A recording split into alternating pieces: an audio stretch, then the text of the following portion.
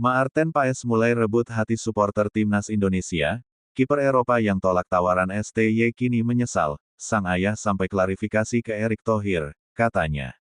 Di saat supporter timnas Indonesia sudah mulai jatuh hati dengan Maarten Paes, tiba-tiba saja kiper Eropa yang pernah tolak tawaran Shin Tae-yong ini menyesal.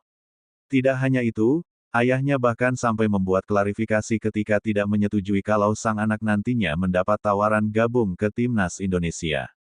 Sebagaimana diketahui, kepingan puzzle yang selama ini dicari Shin Tae-yong untuk posisi kiper terjawab sudah. Maarten Paes menjadi pemain yang ditunggu-tunggu oleh STY. Ketika itu, penjaga gawang Maarten Paes resmi mengambil sumpah setia sebagai warga negara Indonesia, WNI, pada bulan April tahun 2024 silam. Meski sudah berstatus sebagai WNI, namun Maarten Paes saat itu belum bisa langsung dimainkan oleh Shin Tae-yong yang hendak berlaga di kualifikasi Piala Dunia 2026.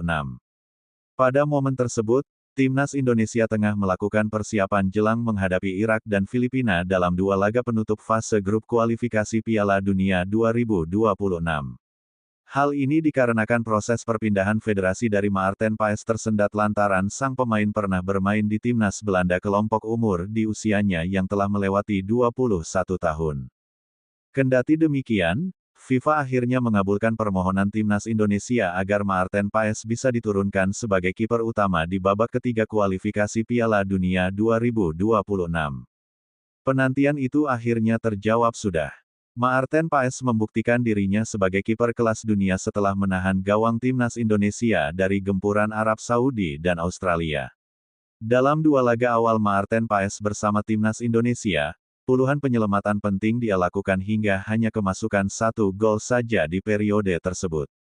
Aksi heroik dari Maarten Paes dalam mengawal lini pertahanan timnas Indonesia membuat banyak penggemar mulai jatuh hati kepadanya. Kiper Bleachers asal Kediri, Jawa Timur tersebut bahkan menerima penghargaan sebagai Man of the Match hingga pujian dari publik internasional. Namun, di tengah banyaknya pujian datang untuk Maarten Paes, tiba-tiba saja ada salah satu kiper Eropa yang mengutarakan jika ia menyesal pernah tolak timnas Indonesia. Kiper yang dimaksud ialah Emil Audero, pemain keturunan Italia dan Lombok, Nusa Tenggara Barat yang kini berkarir bersama klub Serie A, Como.